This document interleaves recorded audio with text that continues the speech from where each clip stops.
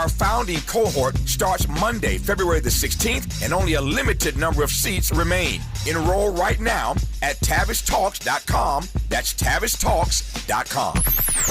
Yeah, this is all good.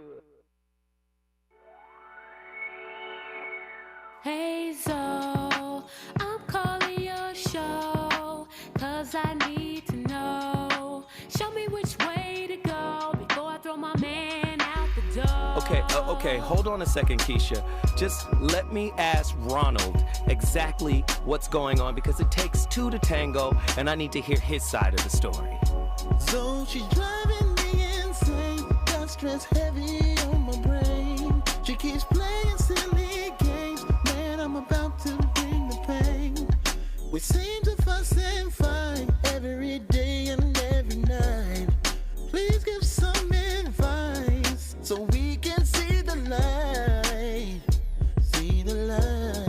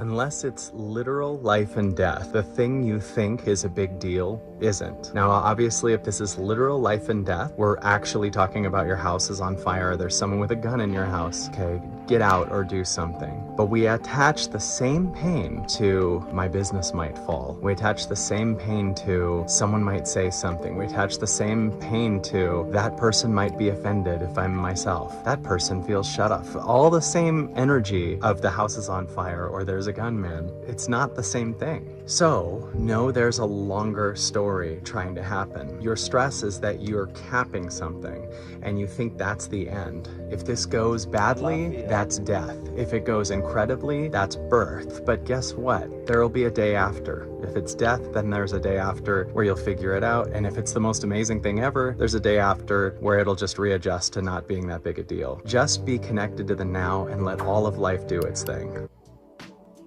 Interesting stuff. You already know what it is. It's Thursday, but Thursday is my Friday. The voice of reason returns to the scene of the conversation. 2025 has been pretty powerful. Would you agree, Andy, for the voice of reason? For the voice of reason, we've been in here in the cook-up space.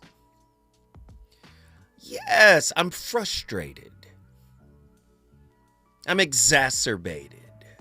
I'm flummoxed. I'm befuddled. The reason why I'm saying all of this is because I know everything that we want to achieve in life, right? We need quality relationships in order to do that. No man or woman is an island. And sure, there are some things you can do by yourself. I get it. But the higher the quality of the relationship, the higher the quality of the community, right? Of unity, right? Of collaboration, of cooperation.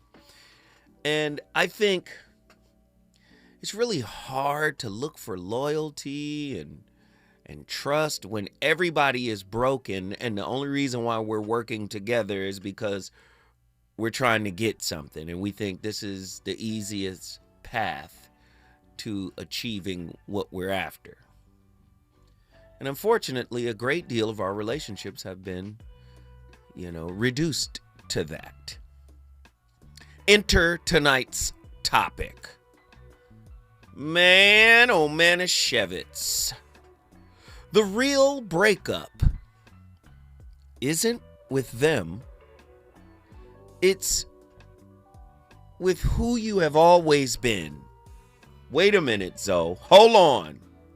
Who are you talking to? Do you know how we use breakup as a conflict resolution method? Right? Where if you had better conflict resolution skills, better emotional regulation skills, better self-awareness, right? We could work through some things, right? Because everybody's flawed. Everybody's gonna, everything is not always gonna be perfect. But when we get into those kinds of situations, a lot of people just disengage from the relationship altogether. So the golden parachute ripcord gets pulled, and we just jump out of it and into the next situation. But tonight's topic, the real breakup isn't them. It's with who you've always been. See, you could break up with somebody and still be the same person that attracted the somebody that you broke up with. And if we're following the narrative, because everybody wants to say it now. I remember 25 years ago, when I was first introduced to the great works of Krishnamurti, it's very rare. First off, people weren't talking about Krishnamurti. People still aren't talking about Krishnamurti. But I did a deep dive, and that was the first time I was introduced to the concept, relationship as a mirror. And then, I read all 400 of his books. Something like that. He's got like 400. No, he's got about 40. He's got about 40 or 50. Then, of course, they repackage him and put him out again and again and again. But I did a deep dive. I have his entire compendium of books. And I realized, oh wow, he got started in the 20s. He's been around for a long time. And that relationship as a mirror, now everybody's saying it. Right? But if relationship is truly a mirror, right? And there's some unhealed aspects of yourself that is calling in, magnetizing, pulling in a mirror image of that wound, a mirror image of the frequency of the vibration of that wound, then it would stand to reason that in order to not attract the same type of person, you would have to die to the old version of you. The real breakup isn't with them. It's with who you've always been. Do you understand what I'm saying? The core premise here, every relationship, right? Every relationship collapse invites an identity death. Most people choose repetition instead of allowing the person they were, who attracted the person that they discovered they didn't want or it didn't work out. It's easy to take off your socks and change them. It's easy to change your underwear. And we try to change partners as easy as we change clothes or underwear or socks. But the reality of it is, if you want something better, different, more expansive, more healed, you yourself have to die. So the breakup can't just be you getting away from them. Sometimes the breakup must be you getting away from you. Do you see? Every relationship collapse invites an identity death. However, most people choose repetition instead of that death that's being offered. Every breakup presents not simply the loss of a partner, but the chance to dismantle a survival-based identity organized around early attachment wounds, nervous system addiction to familiar dysregulation, and egoic monitoring that protects narrative coherence. I'm so sick of people thinking they understand just because they're articulate or that they can string a few words together. He says, so why are you so mad? Understand what? Yes, we all can talk on relationships because we're human beings and we're born into relationships. But do we understand how they work psycho-spiritually? Most of us can tell us the pimp street game knowledge, right? Manipulation. Most of us got manipulation rules and concepts down. Most of us have social game rules down. Most of us have gender politics down. But what about the spiritual purpose of why we relate in the first place? Why are we attracted to familiar dysregulation? Right? Is it more about changing the partner, the person, or is it more about changing the self? 1-800-920-1580. Get ready, get ready, get ready. I want to talk to you guys about this. Most people refuse this internal death. They seek to preserve their entrenched patterns, right, through trauma narratives. You did me wrong. Had you shown up the way I needed you to show up, right? Just so they can stay who the ego wants them to stay as, right? Entrenched patterns. They want to preserve these through trauma narratives, spiritual language, and recycled defense mechanisms, and therefore recreate the same haunted relational dynamics with new partners instead of tolerating the ego extinction that is being offered to them at the point of the breakup, right? And start this real work. When we say, what is the work, right? Somatic repatterning, right? Right. So genuine intimacy and transformation can actually happen in your life. People don't, how many people out there heard this? Heard of this term, monitoring spirits? That's a monitoring spirit. Oh, we got to look out for monitoring spirits. We got to pray over you because somebody thinking about you, somebody monitoring you. What about the monitoring spirit within?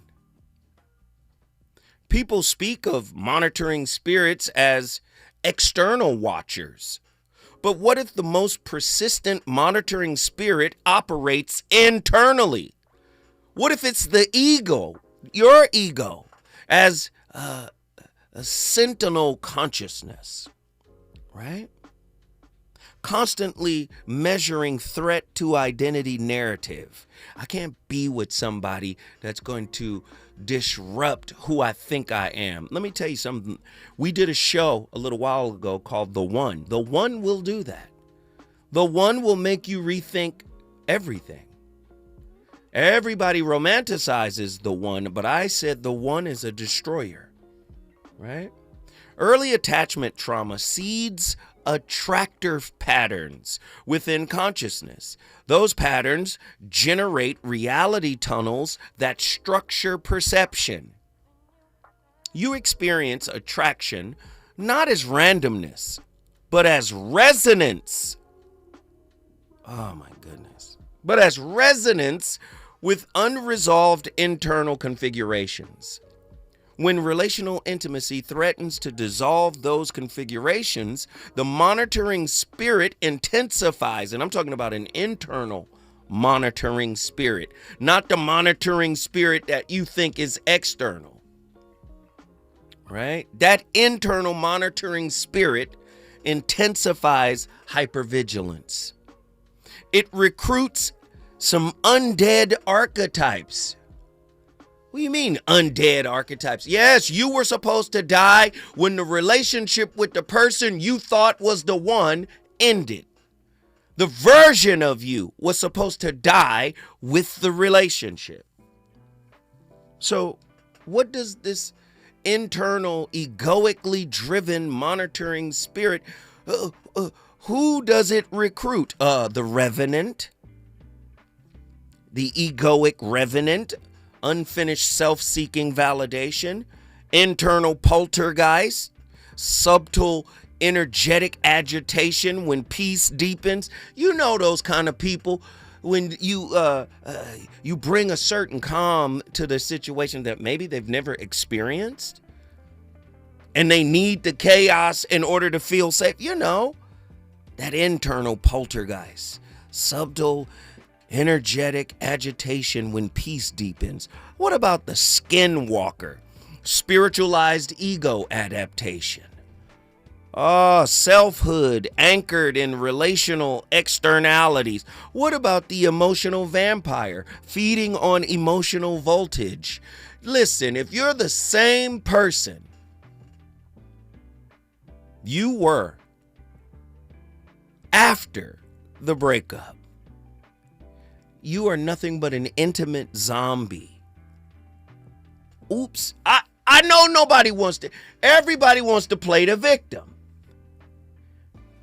Which part of you are you willing to bury in order to have what you think you deserve? Tonight's topic, barn burner, I'm ready for y'all. The real breakup isn't with them. It's with who you've always been. Are you ready to break up with you? When we come forward, we're going to talk about it. Relationships. Got you confused? Need some straight talk? This is where you get the unfiltered truth about love, relationships, and everything in between. He breaks down relationship dynamics with no-nonsense wisdom and practical advice that actually works. Tackling the questions you're afraid to ask and giving you the answers you need to hear. You're inside the Voice of Reason with Zoe Williams on KBLA Talk 1580.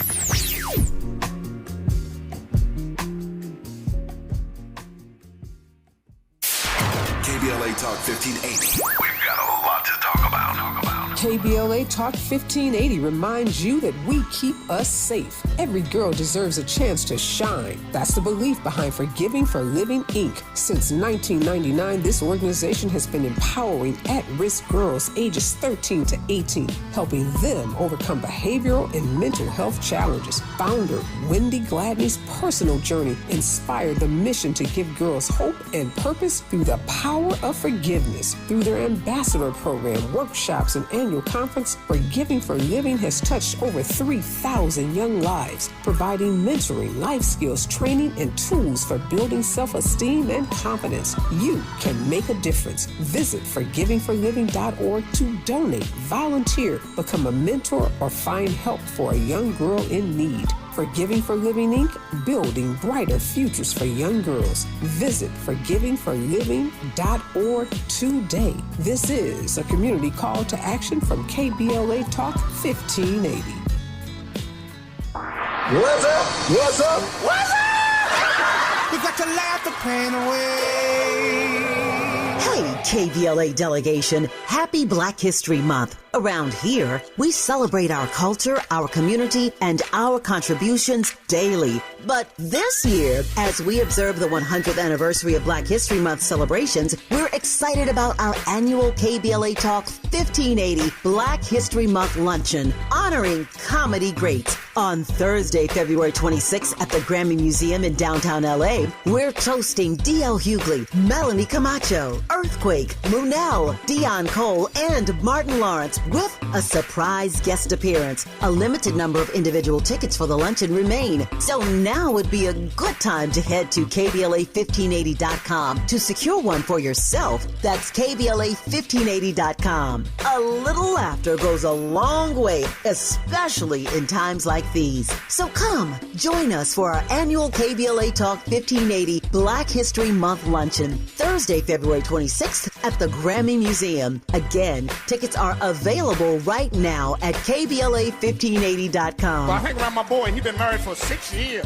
Videotaping his wedding day, never watched it. Now and every day he watch it every day, but he watch it in reverse. Because he said he loves seeing himself take that ring back off of that finger. Walking back down that aisle, just waving at her ugly mother down the church. Getting back in the limo, back at the bachelor party. Look how happy I was. KBLA Talk 1580 thanks LA City Council members Curran D. Price Jr. and Heather Hutt for being the presenting sponsors at this year's Black History Month luncheon. Honoring excellence, resilience, and achievement, we're KBLA Talk 1580. You know you want some more. It's the voice of reason with Zoe Williams on KBLA Talk 1580.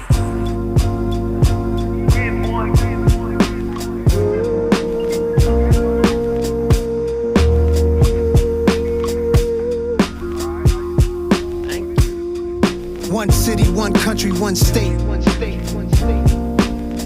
Some place to be nobody.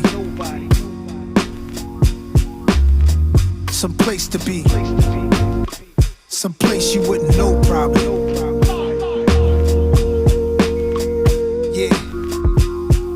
Yeah. If Chappelle moved to Ghana to find his peace, then I'm rolling where the service always roaming. I'm packing my bags and going. It's a challenging act. It's a balancing act. Visit beautiful places, it's more out here than the trap. Houses in Long Island, they always found him. House in the South, barely got out. Sunny LA, remember calls with Dr. Dre. He told me, don't let the palm trees fool you, be safe. Me and my higher self, we often would speak. Somehow we lost the connection, might meet a Joshua tree. And it's been bothering me. Too many wavy women, gotta log out of IG. Can't be my age DMing, no kidding. It's hard to move like a civilian. I write the truth cause I live it, not like you musical. We did it big and they biggest. They rather shoot than write tickets. What it feel like? For me, awakening didn't look like, love and light pouring into my life. It wasn't all sunshine and rainbows and a dose of enlightenment that I could buy for $10 a pop. It felt like something tearing open inside me. A rebirth I didn't ask for, nor was I prepared for. A poison I had no idea how to cure. Why? Because once you see behind the curtain, once the illusion collapses, once that first crack happens, you can't unsee it. You can't crawl back into the person you were. There is no pretending. I used to think ignorance is bliss was just a saying. I didn't realize it was a stage you permanently leave. And let me tell you something right now. It's a strange kind of grief. Losing a world that never really existed, but still meant something to you. So what happens? What's the cost of peeling back the curtain? Well, you pay for this new vision with the world you used to live in. And that's a scary time of your life. For me, it started harmlessly enough. I was studying natural law, alchemy, hidden history, occult symbolism, various mystery traditions which I may or may not get into during this video. Let's just say stuff you know to keep quiet about when you're around normal people. Also, if we're being honest, and there'll be a lot of that during this video, if you're new here, I don't mince my words, there is a rush to it. That feeling of discovering the real script behind the world, the truth that no one else seems to know. However, underneath that rush, something darker was forming, something I didn't recognize at the time. That's what this video is about. It isn't the romance of awakening, but the part no one prepares you for. So if you're in that stage, halfway between awakening and collapse, you're in the right place. Trust me, I've been there. Who was that, Andy? I would love to know. I would love to know. Who was that cooking?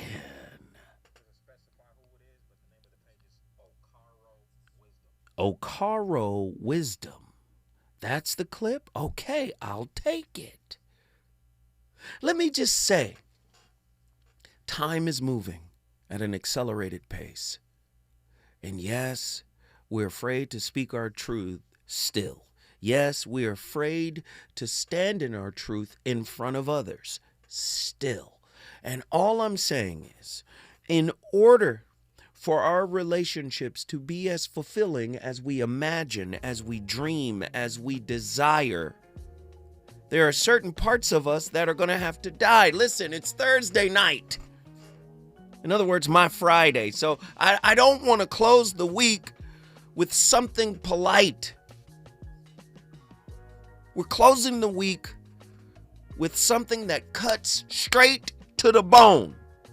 People always asking me, Zoe, why do I keep dating the same person? No, you're not dating the same person. Yes, you are. Zoe, why do I keep dating the same? Yes, you're dating the same person. You know the reason why you're dating the same person? Because you keep resurrecting the same self.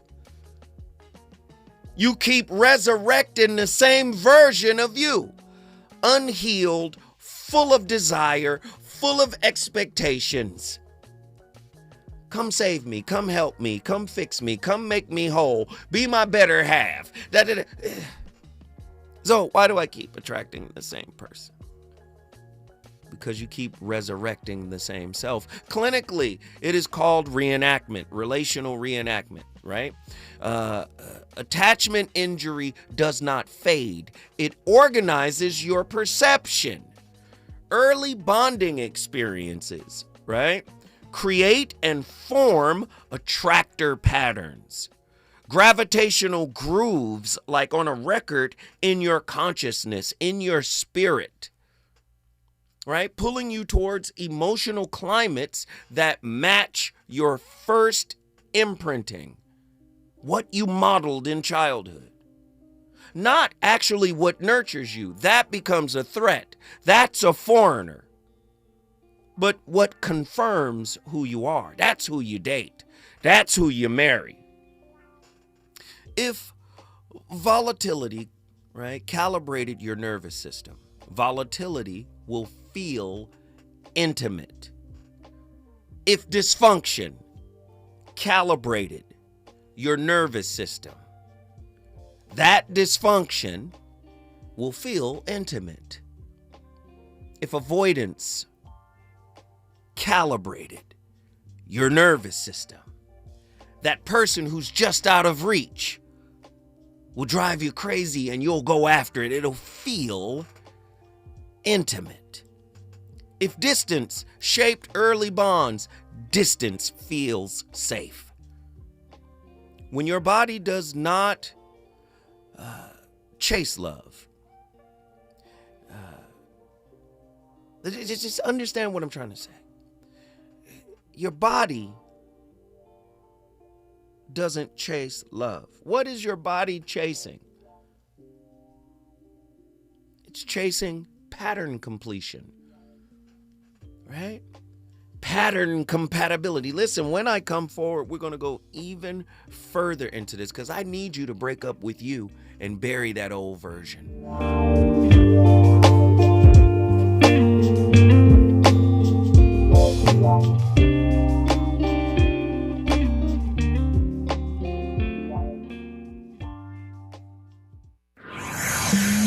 He's on fire tonight. It's the Voice of Reason with Zoe Williams exclusively on KBLA Talk 1580. I'm Amber Payton with BIN News Now. Illinois Attorney General Kwame Raoul is suing the Trump administration over more than $600 million in public health grant cuts. These cuts would have a devastating impact on basic public health infrastructure in Illinois. Raoul says the funding is critical for tracking disease outbreaks and maintaining public health systems.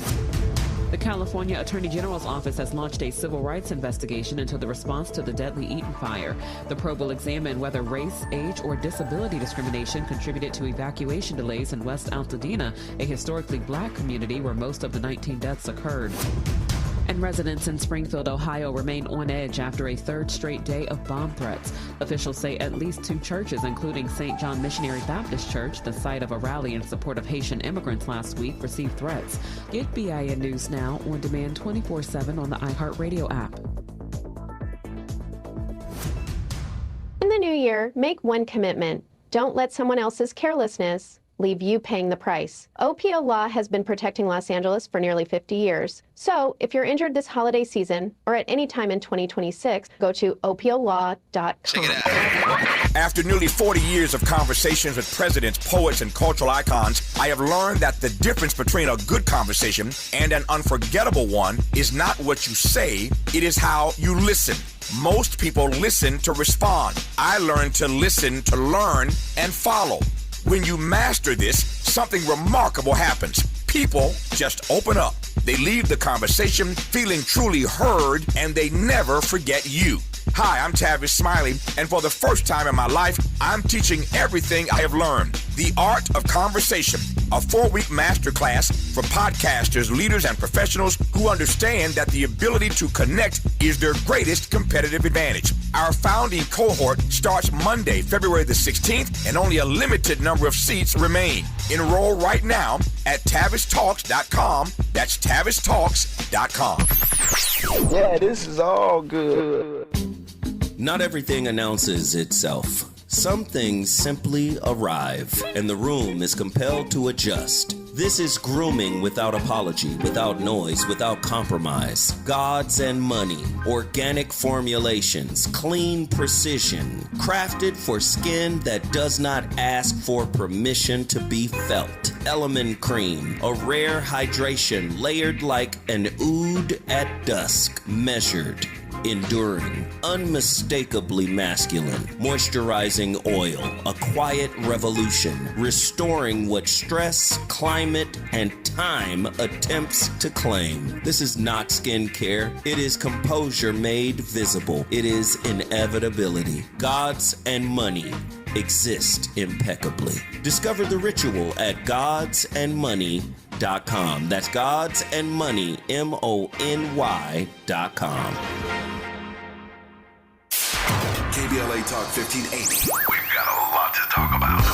KBLA Talk 1580 is committed to self-care and community well-being. Walk Good LA was formed in June 2020, inspired by the Black Lives Matter movement and the beginning stages of the COVID-19 pandemic. What began as a few minutes of breath work and yoga meditation before protests against police brutality turned into a safe space for the community to heal in hard times. The immensely positive response from the community transformed the momentum into a movement. Today, Walk Good LA is a Black and Brown-led community wellness organization based in Los Angeles. They provide spaces for healing through community yoga classes, guided meditations, hikes, run clubs, and other activations throughout Los Angeles that attract hundreds of members weekly. With the help of Propel and Michael B. Jordan, they now have a yoga and wellness studio in Los Angeles called the Walk Good Yard. To join their mailing list and connect with healing spaces, please visit walkgoodla.org. That's walkgoodla.org.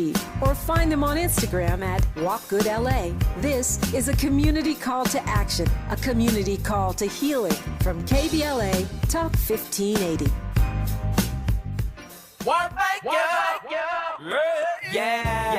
The California Crusader newspaper would like to thank all of our subscribers for their support throughout the years, proudly serving the South Los Angeles and South Bay areas for more than 40 years. The California Crusader is a multicultural, Black-owned, adjudicated newspaper that focuses on providing newsworthy information to the people in our community. We're constantly looking for ways to assist businesses in our community to connect with our subscribers. We provide low-cost, effective ways to promote your business with our reasonable and affordable advertising rates. You can participate by suggesting, sharing, and submitting your stories on the California Crusader newspaper Community Share Facebook group page, or visit our website at cal-cruise-news.com. That's calcruisenews.com. Then click on the Submit Now button located on the top right corner of the homepage, or text CCN to 42828. Again, text CCN to 42828. The California Crusader newspaper, working together to build a better community for our future. Subscribe today.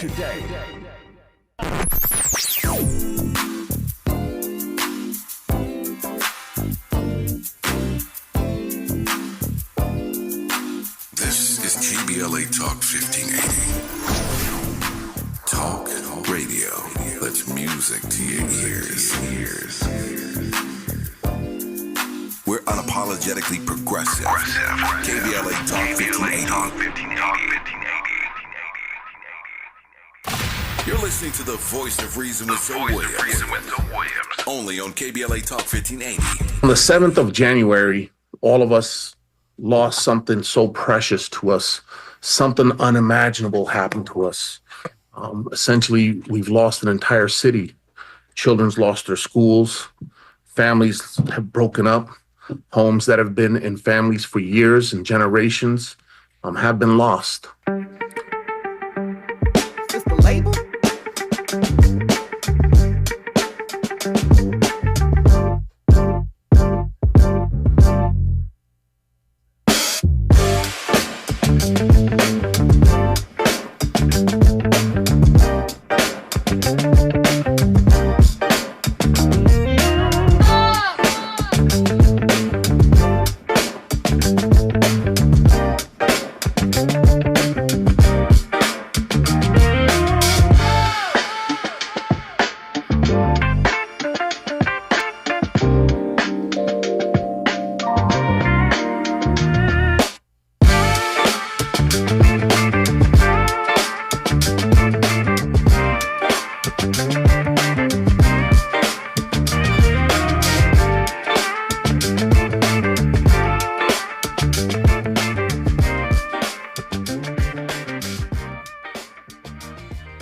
Dr. John Gottman studied thousands of partnerships, and he said relationships die in the conversations that never happened. Ooh. I couldn't agree more. And since I met him once and he seemed like a really great guy, I hope he would give me permission to expand on that a little bit. It's true, relationships die in the conversations that never happened, and they die in the appreciation never expressed, the bids for connection ignored. They die in the pain dismissed, the feelings that were invalidated, the boundaries that weren't respected.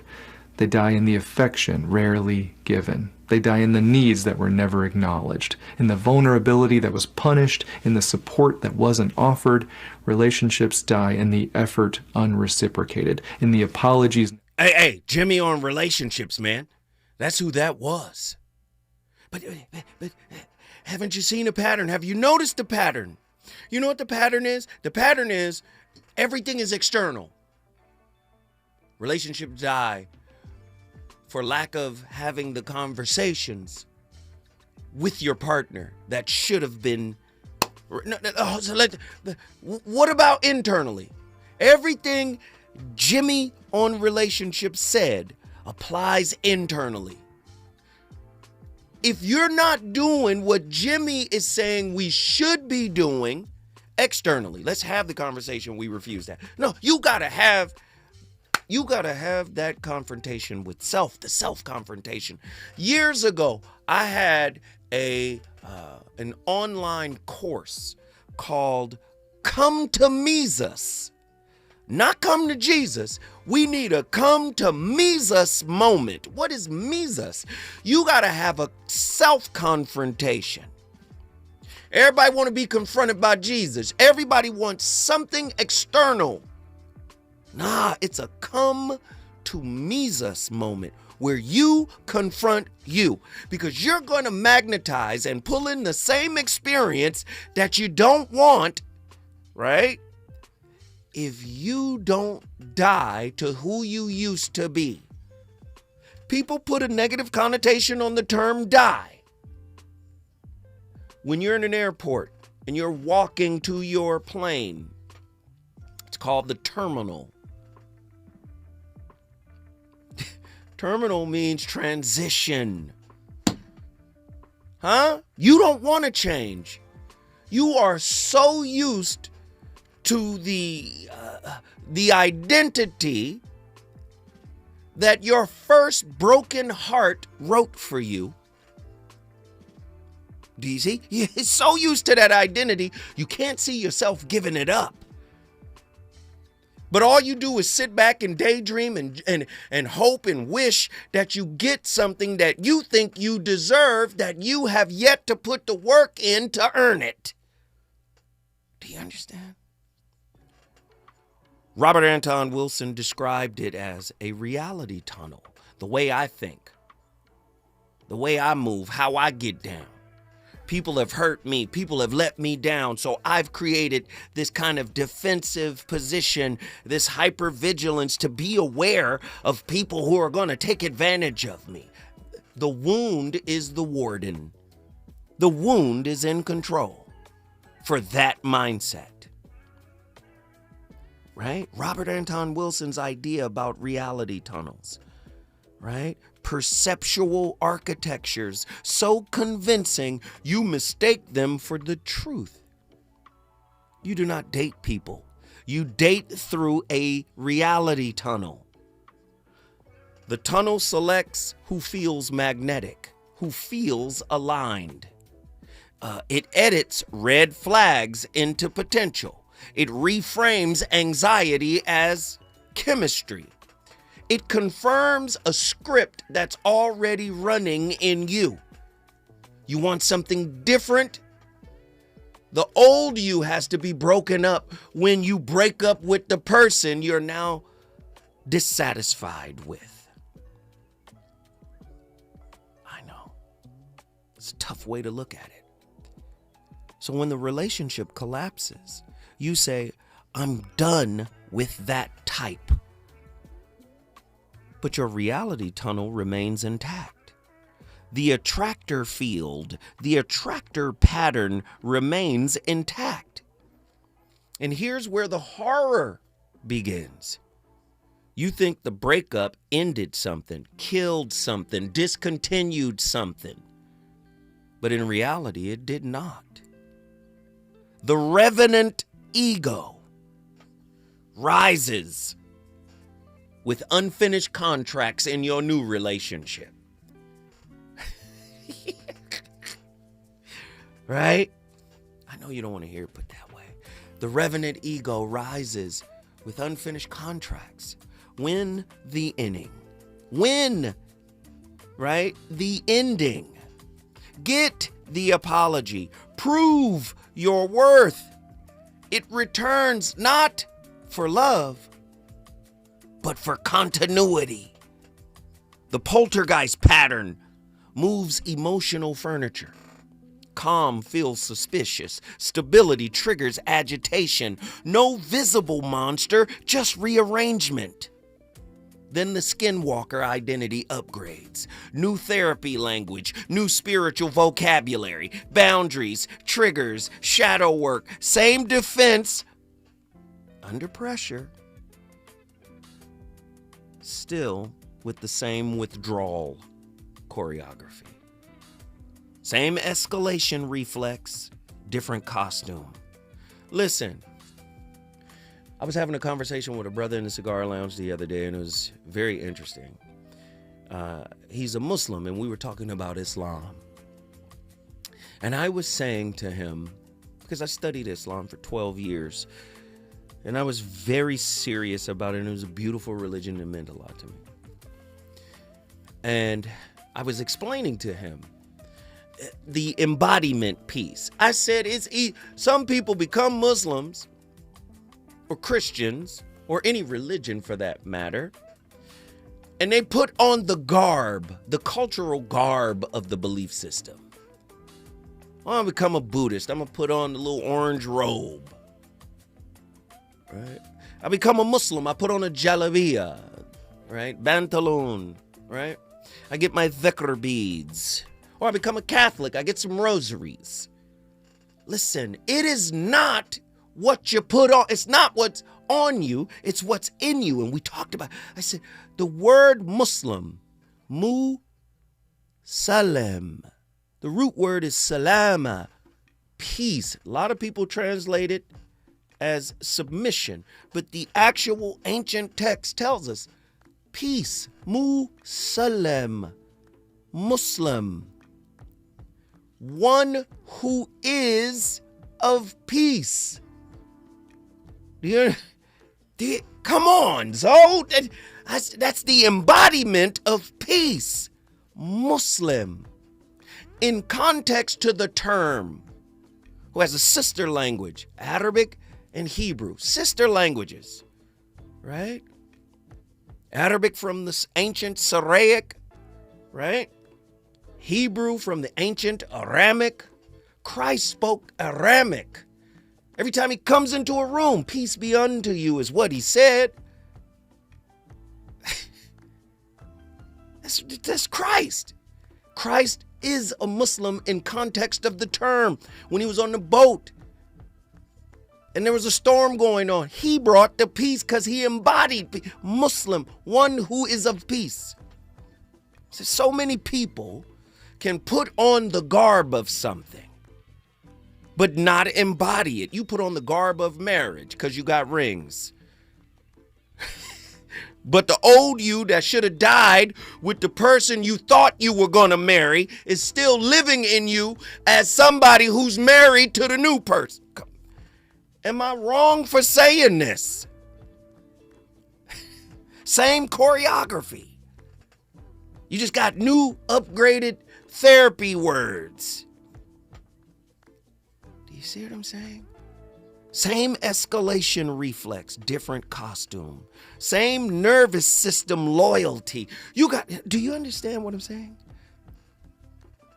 Gotta become something different. Something in us has to die when relationships with people that we thought were gonna be the one, the person, somebody we poured into, somebody we loved on, somebody we expected to love on us, when it crashes, and it's natural for it to crash. Whoever you were, whatever parts of you needed that person to be a certain way, to show up for you whenever you got to go back and identify why. Was there a wound in me that made me compatible with the, listen, 1-800-920-1580, get to your phone lines. I want to talk to you. Is there a zombie attachment to your old self? You won't let that old self die. The zombie attachment, right, shambles forward, scrolls, text, chase, reconcile, regret, repeat. Automatic, efficient, familiar. I don't know who I'm talking to, but we got callers on the line and they want to talk to me when I come forward, because I'm never going back. The voice of reason will get on the phone lines. We're going to talk about it.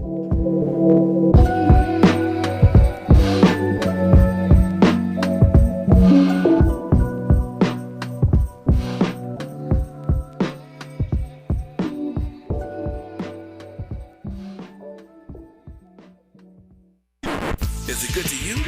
More Voice of Reason with Zoe Williams when we come forward. KBLA Talk 1580. We've got a lot to talk about.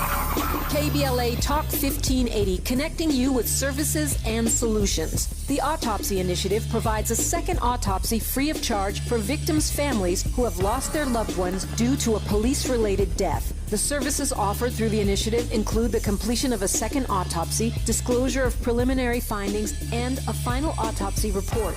A police-related death is when an individual is harmed by police officers using deadly force, which results in an individual's death. Police-related death includes in-custody deaths, including those that arise during contact with law enforcement officers during arrest, pursuit, booking, transport, or incarceration. The Autopsy Initiative has a team of board-certified pathologists on call. An autopsy request may be completed by anyone with a close relationship with the victim, which may include the victim's spouse, partner, relative, close friend, or lawyer. To request a free second autopsy for a victim of police violence, please visit knowyourrightscamp.com. That's knowyourrightscamp.com. Then click on Autopsy, then click on Request. At KBLA, we believe in justice for victims of police violence. We say their names, and we don't black down. This is a community call to action from KBLA Talk 1580. As a mom, comforting my family is what I do best. Vicks Vapor Stick provides soothing, non-medicated Vicks Vapors in an easy-to-apply stick, and it dries fast, so there's no mess. I use it to comfort myself and my family.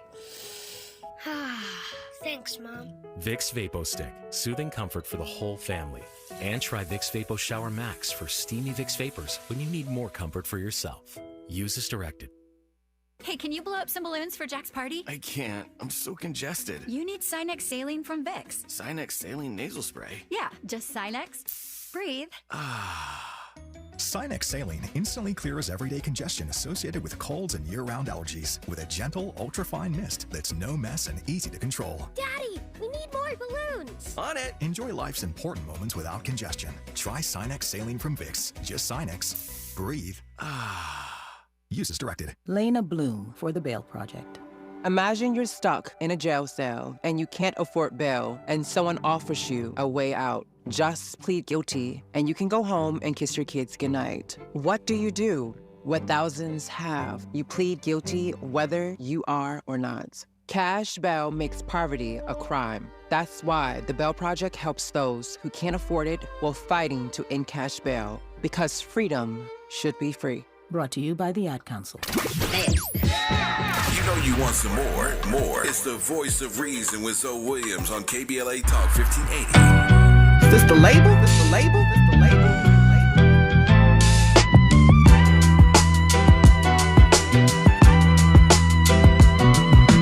On the anniversary of the Altadena fire, it is important to acknowledge the profound and disproportionate impact that it's had on Black families.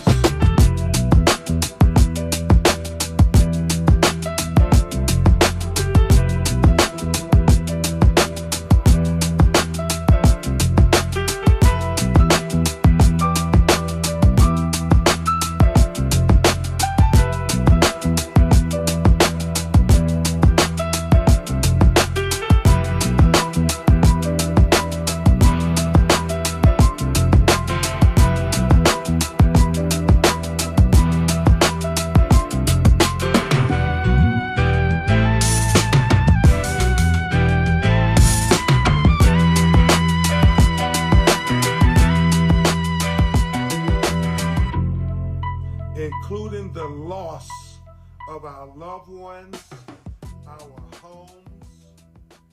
I asked my therapist the other day, is there actually a difference between loving someone and actually being in love with someone? And she just paused, like that therapist silence. She looked at me and she said, absolutely. She said most people confuse attachment with love and comfort for being in love. And listen, I had to sit with that because half of us aren't even in relationships. We're in what we know. We're in patterns. We're in trauma loops dressed up as chemistry. Come on. She said loving someone is the emotion. Being in love is the commitment, the intention, the daily decision. One is a feeling, the other is the foundation. And then she said something that dragged me across the room. She said you can love someone because they fill a void or because they reminded you of something you needed. Or that they showed up during a lonely chapter of your life. But being in love, that's when you've seen the whole person. Their wounds, their habits, their childhood scars, and their coping mechanisms. And your heart still says, I'm here, not blindly, but intentionally. As if that wasn't enough. Wait. Oh, who is that Andy? Sharon spoke. She's cooking with the rarest grease. Right? But what she said at the end is what makes people leave. Like listen, it's not toxic to stay present in a broken person's presence. Now, I'm not saying stay there if they're violent. I'm not saying stay there if they're disrespectful. I'm not saying stay there if they're emotionally, psychologically, and physically abusive. I'm not saying stay there for that. I'm saying when your person reveals orphaned portions of their spirit in front of you, that's if somebody stays present in that moment without judgment, without recoiling, they lean into your brokenness. That's somebody who loves you. That's love. Love is not going to run when your partner gets real. Do you see?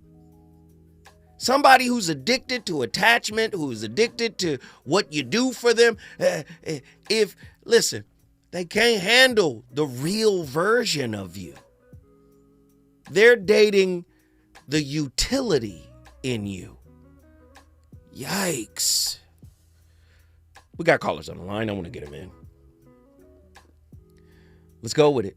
Valerie, Los Angeles, you're up first. What are your thoughts on tonight's topic? I love it. I had not thought about what died with my relationships. I've had 4 great loves and 1 tricky situationship. My first love was my husband, my high school sweetheart. He activated the nurturer in me, but he was a protector. When that ended, my next love, probably greatest love of my life, activated my spiritual journey. The next love reinforced that. This is after the breakup. These are the things that they left me in the relationship. And then the 4th love taught me how to have fun. I had never had fun before. And I could hop on the back of his fast bike. The 4th time I got on the back of any motorcycle, I rode all the way to Las Vegas, fell asleep 3 times. Wait, Valerie, I love your story. Stay right there. Don't go nowhere. Valerie is cooking. She's walking you down the great loves of her life. And when we get to the other side, after we come forward, she's going to tell us what pieces of her died or stayed alive.